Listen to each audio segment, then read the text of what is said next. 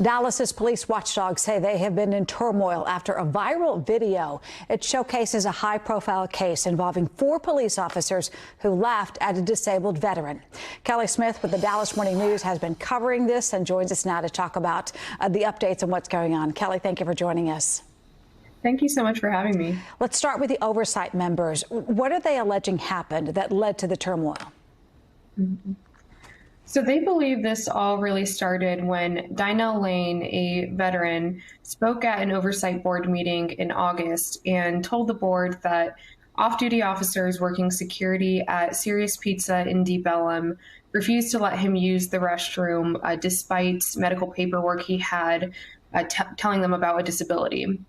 He called 911 for help, but ended up urinating on himself and left the restaurant. So later, the oversight office shared body cam footage showing 4 officers, 2 of the off-duty officers and 2 officers who responded, laughing about him. And that's the footage that went viral and led to major backlash against the city.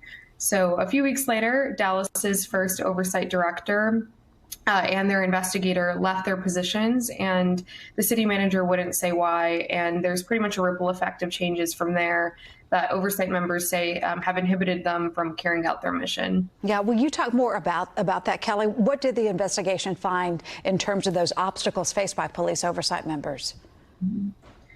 They're facing a whole slew of challenges right now. One of the main ones being a lack of transparency and pretty severe communication gaps with police and the city. Board members told us that they're often left in the dark on important staffing changes or even just the status of investigations. And the city manager says it's not their job to be told of much of that. Additionally, their budget is much smaller than other large cities. And Oversight's interim director, who was formerly with the HR department, doesn't have a criminal justice background. So that's led to questions over whether complaints are being reviewed thoroughly enough. And then more recently, they received a kind of sudden legal opinion telling them they've been operating incorrectly and can no longer review complaints that DPD hasn't first investigated. So that kind of goes back to the DyNell Lane case, because that case would have never been brought to oversight in the first place under that understanding. Wow. So with all of these issues that you've laid out, where does the oversight office go from here? That is definitely the key question. The city is currently searching for a permanent monitor, but that process has been taking much longer than many of the board members expected.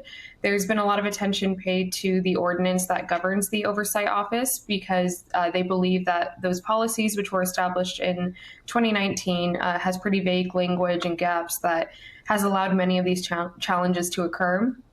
And then the board would need to get the city council to sign off on any changes to that ordinance. So they're anticipating that may not be a super easy process. And then they're expected to meet in April with the city attorney's office and Chief Eddie Garcia.